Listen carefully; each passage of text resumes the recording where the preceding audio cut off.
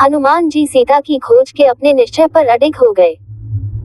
उन्होंने प्रण कर लिया कि जब तक मैं यशस्विनी श्री राम पत्नी सीता का दर्शन न कर लूंगा तब तक इस लंकापुरी में बारंबार उनकी खोज करता ही रहूंगा। यह अशोक वाटिका दृष्टिगत हो रही है जिसके भीतर अनेक विशाल वृक्ष हैं। इस वाटिका में मैंने अभी तक अनुसंधान नहीं किया है, अतः अब इसी में चलकर जनककुमारी वैदेही को ढूंढना चाहिए।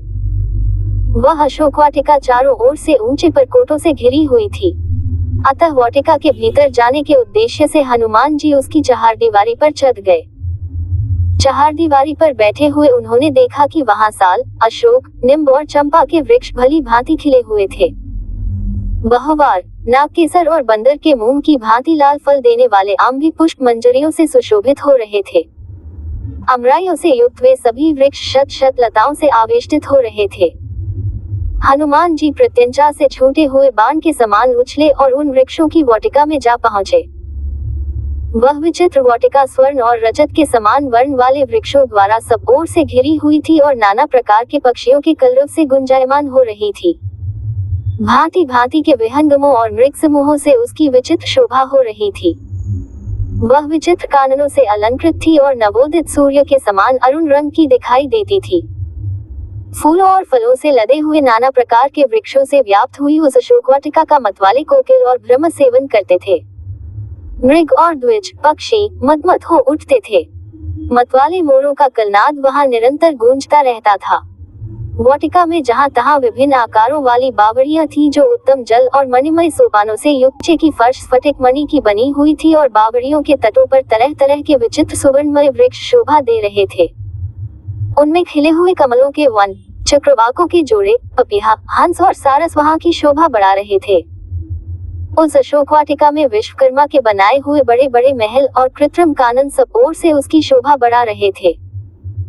तदंतर महाकवि हनुमान ने एक सुवर्णमयी शिंशपा अशोक वृक्ष देखा जो बहुत से लतावितानों और अगणित पत्तों से व्याप्त था तथा सब ओर से सुवर्णमयी वेदिकाओं से घिरा था।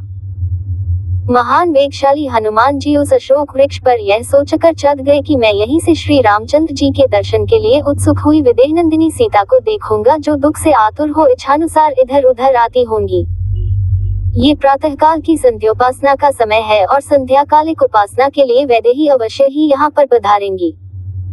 ऐसा सोचते हुए महात्मा हनुमान जी नरेंद्र पत्नी सीता के शुभागमन की प्रतीक्षा में तत्पर हो उस अशोक वृक्ष पर छिपे रहकर उस संपूर्ण वन पर दृष्टिपात करते रहे। उस अशोक वाटिका में वानर शिरोमणि हनुमान ने थोड़ी ही दूर पर एक गोलाकार ऊंचा 1000 खंभों वाला गोलाकार प्रासाद देखा जो कैलाश पर्वत के समान श्वेत वर्ण का था। उसमें मूंगे की सीढ़ियां बनी थी तथा तपाए हुए सोने की वेदियां बनाई गई थी। उनकी दृष्टि वहां एक सुंदरी स्त्री पर पड़ी जो मलिन वस्त्र धारण किए राक्षसियों से घिरी हुई बैठी थी। अलंकार शून्य होने के कारण वह कमलों से रहित पुष्करिणी के समान श्रीहीन दिखाई देती थी। वह शोक से पीड़ित, दुख से संतप्त और सर्वथा क्षीणकाय हो रही थी। उपवास से दुर्बल हुई उस दुखिया नारी के मुंह पर आंसुओं की धारा बह रही थी। वह शोक और चिंता में मग्न हो दीन दशा में पड़ी हुई थी एवं निरंतर दुख में ही डूबी रहती थी। काली नागिन के समान कटी से नीचे तक लटकी हुई एकमात्र काली वेणी द्वारा उपलक्षित होने वाली वह नारी बादलों के हट जाने पर नीली विंश्रेणी से घिरी हुई पृथ्वी के समान प्रतीत होती थी। हनुमान जी ने अनुमान किया कि हो न हो यही सीता है। इन्हीं के वियोग में दशरथ नंदन राम व्याकुल हो रहे हैं। ये तपस्विनी ही उनके हृदय में अक्षुण्ण रूप से निवास करती हैं। इन्हीं सीता को पुनः प्राप्त करने के लिए रामचंद्र जी ने वाली का वध करके सुग्रीव को उनका खोया हुआ राज्य दिलाया है। इन्हीं को खोज पाने के लिए मैंने विशाल सागर को पार करके लंका के भवन अट्टालिकाओं की खाक छानी है। इस अद्भुत सुंदरी को प्राप्त करने के लिए रघुनाथ जी सागर पर्वतों सहित यदि संपूर्ण धरातल को भी उलट दे तो भी कम है। ऐसी पतिप्रायणा साध्वी देवी के सम्मुख तीनों लोकों का राज्य और 14 भुवन की संपदा भी तुच्छ है। आज यह महापतिव्रता राक्षस राज रावण के पंजों में फंसकर असह्य कष्ट भोग रही है।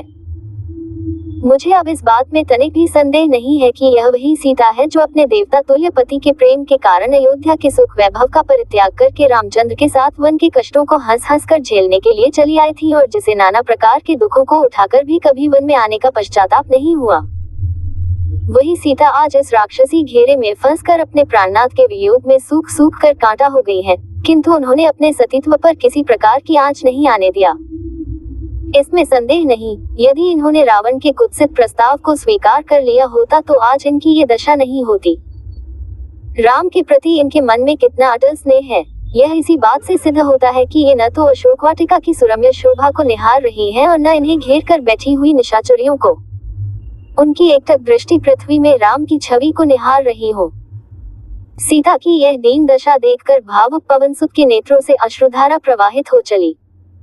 वे सुध बुध भूलकर निरंतर आंसू बहाने लगे। कभी वे सीता जी की दीन दशा को देखते थे और कभी रामचंद्र जी के उदास दुखी मुखमंडल का स्मरण करते थे।